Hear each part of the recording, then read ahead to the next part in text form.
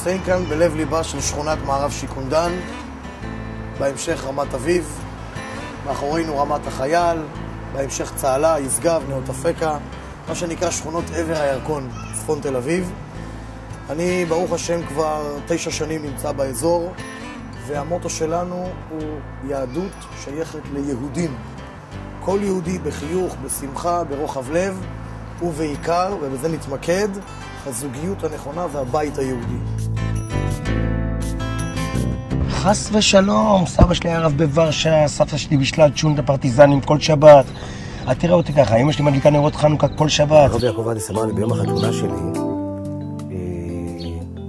כמה ימים אחרי החתונה שלי, הוא אמר לי, תשמע עכשיו, אחרי שהייתם בחופה ואשתך טבלה במקווה לקראת החופה, הוא אומר, יש הרבה זוגות שטובלים במקווה ואחרי זה מזניחים את עניין טהרת המשפחה. הוא אומר, תזכור את זה טוב. הוא אומר, היום יש דבק שאתה לא רואה אותו, שמדביק בין הנשמה שלך לבין הנשמה של אשתך ועושה את הנשמה אחת.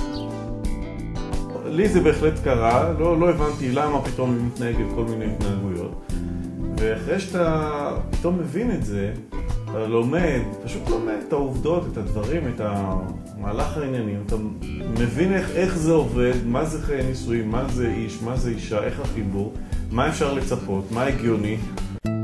ואז הגיע הרב גוטרמן ואמר לי, לנו, על טהרת המשפחה,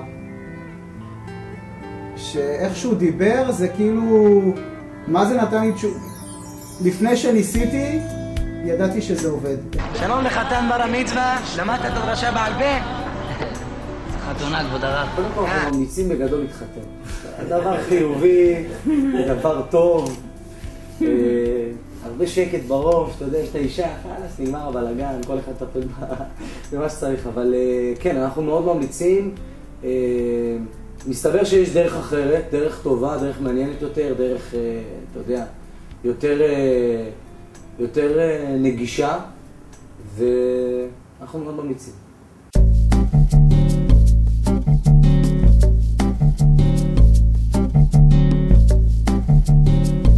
רוב החבר'ה שהולכים להתחתן, רוב הזוגות שהולכים להתחתן, אז מעבר לסמלה ואיפור ודי-ג'יי וצלם וכל הסידורים של החתונה והלחצים וההורים ואימא שלה וכל העניינים האלה, מעבר לזה הם רוצים משהו רגשי פנימי. והמשהו הרגשי הפנימי הזה לא צריך להיות רק סתם משהו רגשי פנימי, אלא משהו רגשי יהודי.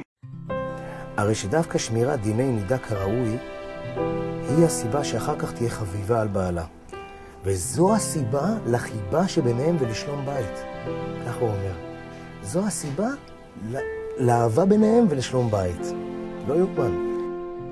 החזון שלנו הוא להיות בעוד 10 שנים, בתשע"ט, להיות עם סניפים ב50 מקומות בארץ, שזה בעצם ההקפה של כל הארץ, להיות מלמדים 18,000 זוגות בשנה, להקיף בעצם את כל טהרת המשפחה, את כל הלמידה של טהרת המשפחה, בכל הארץ, בכל הרבנויות, בכל המקוואות, בכל המקומות.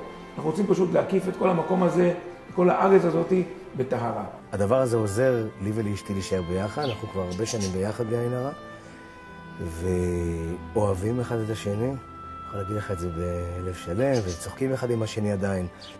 אם מבחינתי יתהלכו אלפי זוגות, ובעזרת השם יתהלכו, עם חיוך ברחוב ויאמרו, לדת יש המון מה להציע, היהדות נותנת חיים יפים, הזוגיות היא נכונה, אין דתיים, אין חילונים, אין מסורתיים, כולנו יהודים, עשינו את שלנו ואת תפקידנו בעולם הזה.